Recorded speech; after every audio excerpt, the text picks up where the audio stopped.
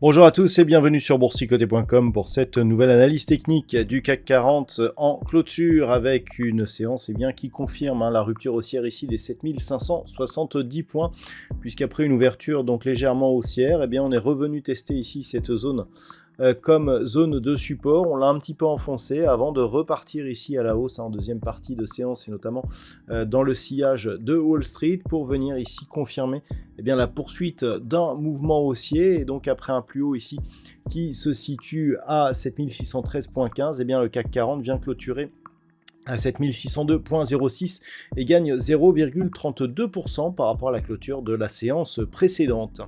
Au niveau des indicateurs techniques, c'est légèrement haussier ici au sens des histogrammes du MACD, mais toujours dans la partie inférieure de la zone d'évolution.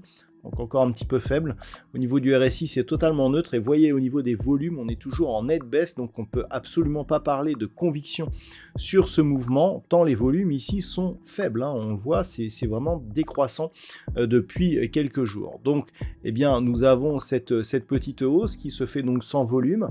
Alors, ça peut continuer, mais il n'y a aucune conviction sous-jacente à ce mouvement. Au niveau du palmarès des valeurs, c'est Safran qui truste le haut du classement avec un gain de 1,95%, suivi de Thales plus 1,9%. Derrière, Stellantis, Airbus ou Michelin sont sur des hausses légèrement inférieures. Au niveau des plus fortes baisses, Kering perd 3,83%, LVMH moins 2,34%. Derrière, Edenred, Carrefour ou Téléperformance sont sur des pertes entre 1,1 et 1,5%, donc nettement moindre. On le voit, le secteur du luxe et notamment avec LVMH pèse lourd dans la balance. Et c'est ce qui explique un petit peu la sous-performance que nous avons par rapport à d'autres indices européens. Regardez ici le CAC 40 par rapport à ces niveaux ici de record à 8250 points. Regardez où nous en sommes. Regardez le DAX en comparaison. On a inscrit de nouveaux records aujourd'hui, donc un DAX qui bat ses records, alors qu'au niveau du CAC 40, on en est loin. Si on affiche le Global Return pour coller au calcul du DAX, on a à peu près la même comparaison. Tout ça pour vous indiquer que le CAC 40 sous-performe énormément ses homologues européens. On a une prime à l'incertitude politique qui agit pleinement en France, doublée par l'affaiblissement du secteur du luxe et notamment d'LVMH. Donc cette configuration, elle peine ici à repartir. On l'a vu, peu de volume, peu de conviction. On casse malgré tout à la hausse cette zone des 7570 points, mais il y a encore, c'est encore un peu juste pour reparler de dynamique haussière. Alors, tant que l'on ne casse pas ici cette zone des 7460 points, on a ici une succession de points bas significatifs qui est haussière. On a des points hauts qui sont pour l'instant haussiers, donc je dirais que tant que l'on ne casse pas ici cette zone, ça reste haussier.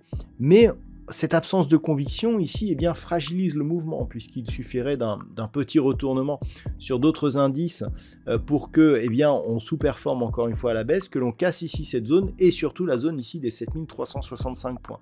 C'est le risque de cette configuration, c'est d'avoir ici, vu que nous sommes dans une phase de sous-performance, un mouvement baissier qui pourrait provenir, d'une annonce totalement exogène, pourrait justement nous marquer un signal de retournement de tendance. Donc c'est ce qu'il faudra guetter. Si les cours venaient à casser 7460, puis éventuellement 7365, voire 350, là clairement on aura un gros signal de retournement.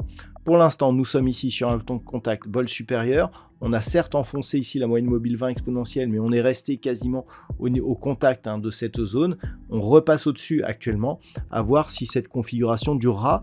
Mais désormais, pour confirmer la reprise du mouvement haussier, il faudrait venir inscrire un nouveau plus haut significatif, donc supérieur à ce point que nous avons ici à 7804.64.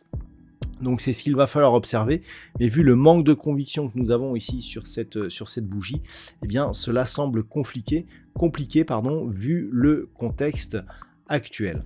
Voilà donc ce que l'on peut dire sur cette configuration technique. Demain on surveillera un éventuel retour ici sur cette zone des 7630 points. La cassure haussière éventuelle de cette zone nous donnerait tout de même des petits signaux positifs. D'un point de vue statistique, nous avons une configuration qui nous donne un peu plus d'occurrence, c'est vraiment significatif ce que nous avons. Alors, c'est assez neutre hein, pour les prochains jours.